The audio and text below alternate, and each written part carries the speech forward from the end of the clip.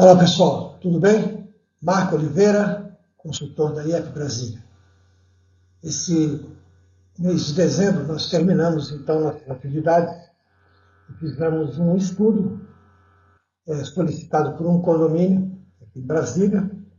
Esse estudo ele tinha como objetivo verificar a causa do desarme do disjuntor de caixa moldada na edificação, que pegavam 2 prumadas e 12 apartamentos que compõem essas 2 prumadas.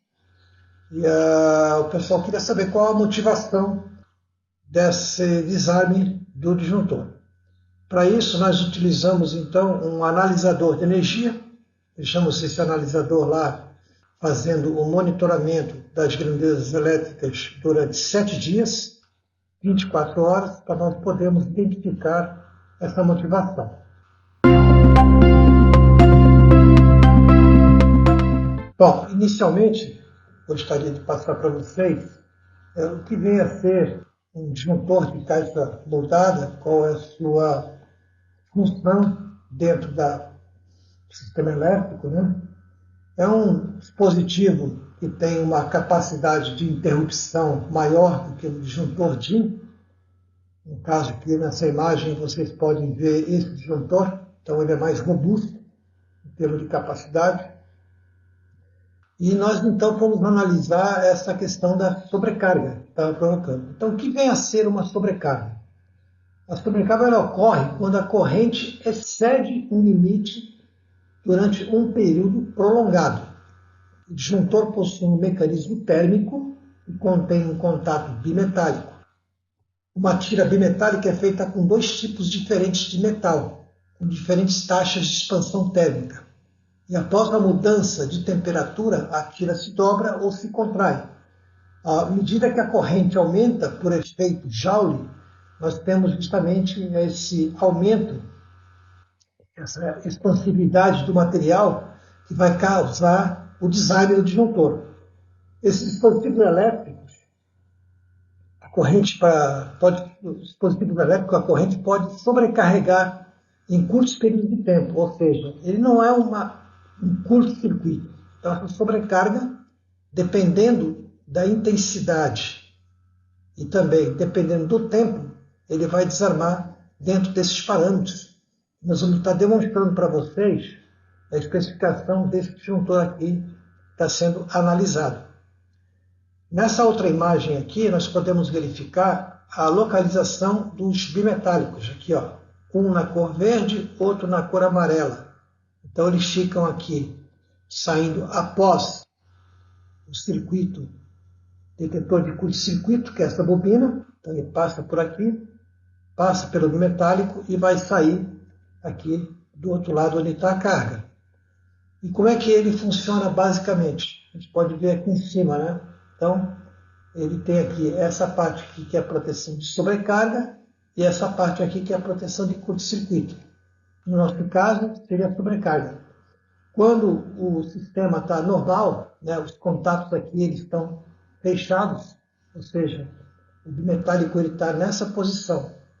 À medida que a corrente vai aumentando, então ele vai mudando essa posição até um ponto que é o ponto de desarme do disjuntor.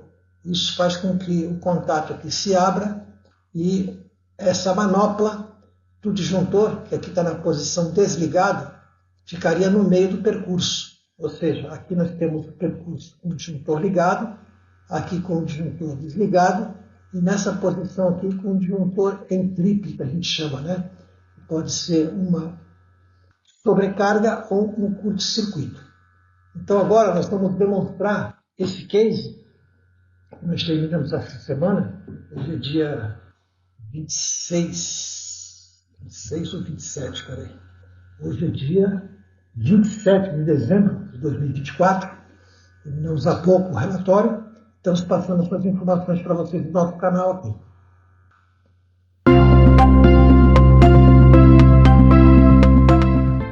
Bom, nesse relatório a gente considerou uma introdução, os conceitos de qualidade de energia, sobrecarga e os pontos verificados. Verificamos o projeto do PM 13, que é o painel de medição que alimenta esses apartamentos. Fizemos as medições das correntes na fase A, B e C. Levantamos a curva do disjuntor do PN13. Também fizemos um levantamento de balançamento de carga dos apartamentos. E, a partir daí, uma análise da qualidade da energia. Um outro ponto que nós verificamos também foi a tensão elétrica e distúrbios de tensão. E também verificamos uma questão importante que foi um pico de frequência acima do valor recomendado pela ANEEL. Isso nós consideramos no relatório. Aqui a base que a gente vai trabalhar vai ser a questão realmente da sobrecarga provocado e com o design do disjuntor.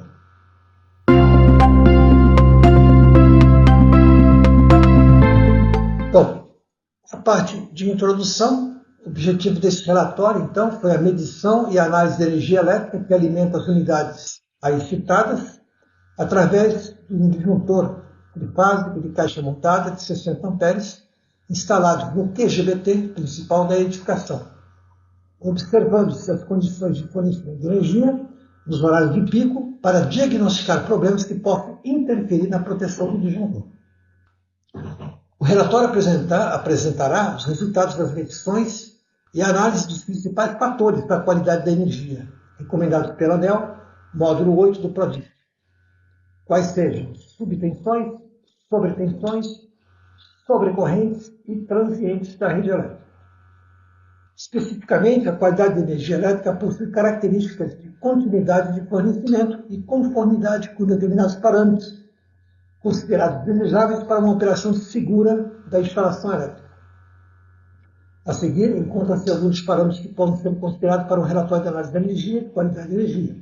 Então, nós também colocamos no relatório, eu não vou abordar esse detalhamento aqui na apresentação, quanto a distorções harmônicas, variações de tensão de curta duração, flutuação de tensão, transitórios rápidos e equilíbrio do sistema trifásico.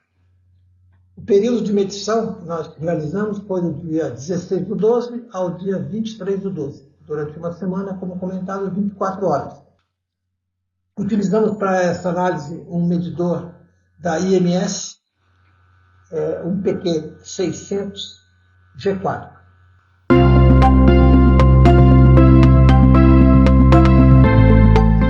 Inicialmente, eu mostro para vocês aqui o diagrama elétrico que alimenta essas unidades. Nós temos, então, aqui um disjuntor geral, que é um disjuntor para 60 amperes, caixa moldada, como apresentado anteriormente. Ele interliga o quadro do QGBT ao quadro PM13 através de cabos de 16 milímetros. Entretanto, no projeto aqui está especificado como PVC. Só que, em loco, nós observamos que esses cabos eles são de EPR e não de PVC. Isso é melhor para a gente, porque a gente ganha uma margem de corrente, né? E sobre temperaturas também importantes. E aqui a distribuição para os apartamentos. Então, 1608, 1608, 18, 1701, né? E os demais apartamentos aqui, 1703, 04, 705, 1801, 1802 e sucessivamente. Nós podemos identificar aqui que existem alguns apartamentos que são bifásicos e outros que são trifásicos. Tá? Então, nessa distribuição, nós vamos ter essas duas condições. Ambos os disjuntores sendo de 50 amperes.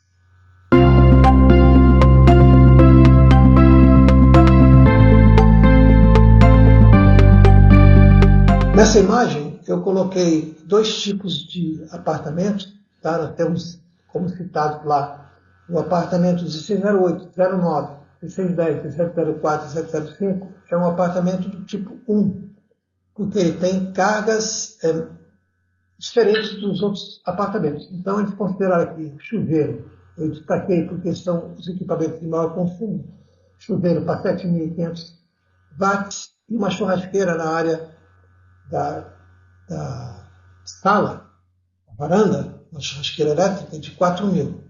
Já nos apartamentos, aqui no caso 1701, 1702, 0306, a gente pode observar aqui nós temos, além de um chuveiro a mais, temos 2 chuveiros de 7.500, mas também temos uma banheira 7.500, além da churrasqueira. Ou seja, então ele tem uma capacidade, né, de potência aparente, né, ou em watts, como vocês preferirem, maior. Aqui eu tenho 21 kVA e aqui eu tenho embaixo 38 kVA.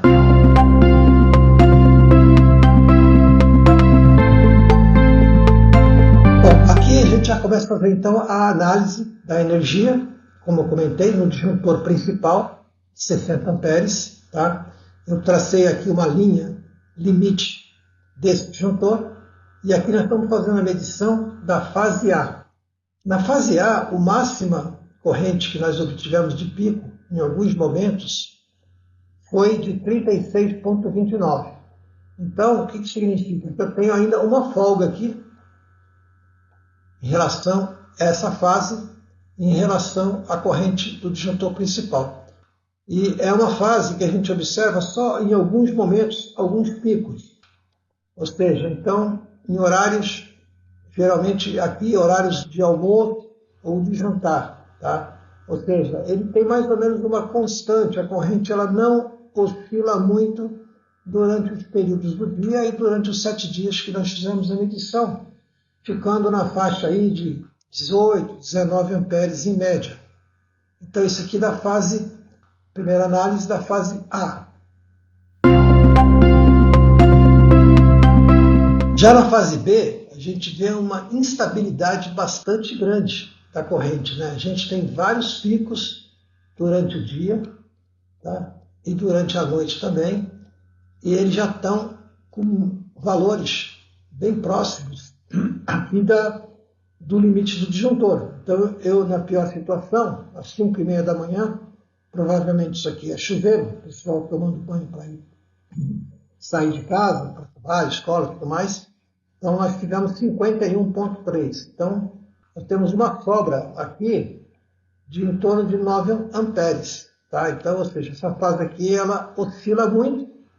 É uma fase que deve ter muitos equipamentos ligados em vários momentos. Então, essa aqui, no caso, a fase B.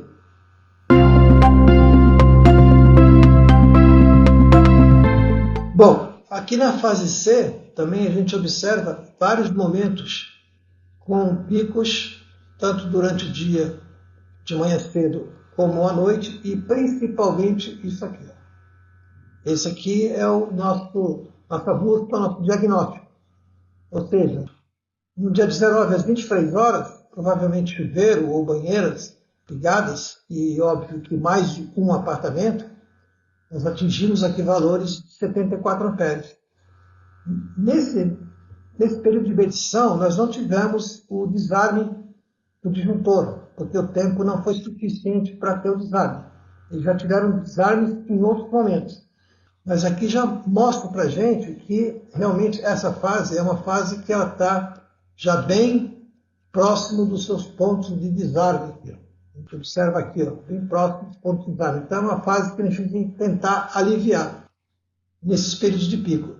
Durante o dia, a gente observa que a corrente ela oscila aqui na faixa de 25 a 30 amperes, que são os componentes normais aí de utilização dos apartamentos. Nossos problemas são esses picos aqui que geralmente tem acontecido no período noturno.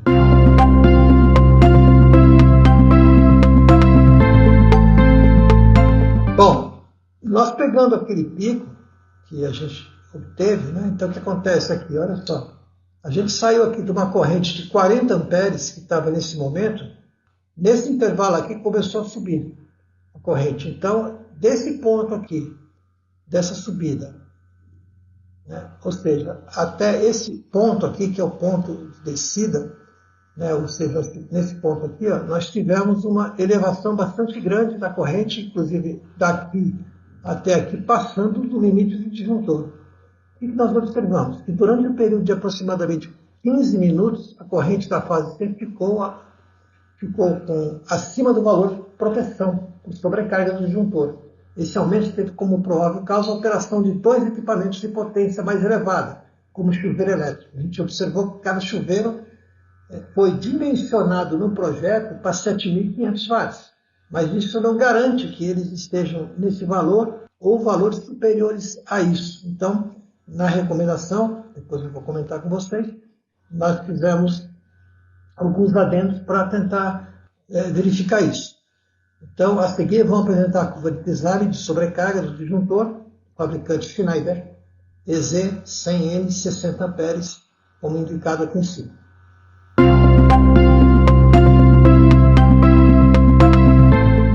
Bom, temos aqui o datasheet, né? O datasheet é as características elétricas do disjuntor e a curva deles de proteção nessa região aqui de curto-circuito e nessa proteção aqui para cima, que é o que nos interessa, de sobrecarga. Então, considerando o valor 74,11, que foi a corrente que nós medimos de pico, medido pela corrente de proteção, eu encontro aqui 1,23. Eu jogando 1,23 no gráfico, nesse ponto aqui, ó, eu traço uma linha até o ponto de interligação com a corrente de sobrecarga. E a gente obteve algo em torno de 300 segundos, que dá aproximadamente 5 minutos. O que a gente tem que entender é que aquele tempo de 15 minutos não foi o tempo inteiro que ficou os 15 minutos. E sim, houve variações ali de corrente menores do que 74. Né? Se eu tivesse 74 amperes durante 5 minutos ou um pouquinho mais, com certeza o disjuntor teria desligado. Tá? Aqui ao lado dessa outra imagem, a gente vê o balanceamento de carga dos apartamentos. Então a gente vê que tem alguns apartamentos, por exemplo, de 608, que ele é um apartamento com uma alimentação bifásica, então ele está usando aqui a fase B e a fase C, e alguns outros apartamentos, por exemplo, de 701, são trifásicos. Então isso aqui não tem o que fazer. Né? Agora, o 1608 e o 1704, qual que é a nossa recomendação? Eu tirar dessa fase e jogar aqui para a fase A. Por quê? Porque a fase A é aquela que eu apresentei anterior, que tem o menor consumo nesse momento. Né? Então eu dou um certo alívio para a fase C. Então isso é uma das recomendações. É uma coisa simples de fazer, simplesmente tirar do barramento o cabo que está na fase C e colocar na fase A dessas duas unidades.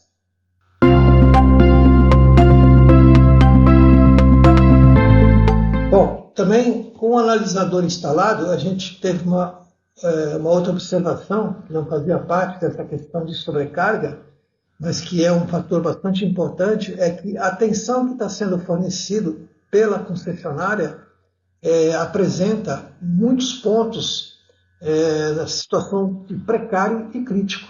Né? Então a gente pode ver aqui na faixa amarela seria o nosso precário e a faixa vermelha é o nosso crítico. Então nós tivemos muitos pontos nessas faixas. Isso não é bom, tá, para o sistema, porque os equipamentos têm uma suportabilidade que às vezes pode ficar um tempo excessivo e acabando queimando ou diminuindo a vida útil deles.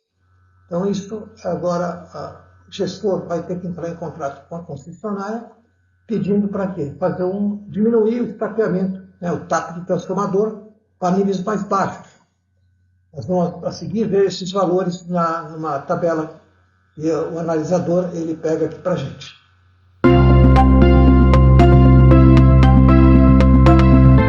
Então está aqui o relatório de conformidade de tensão em regime permanente.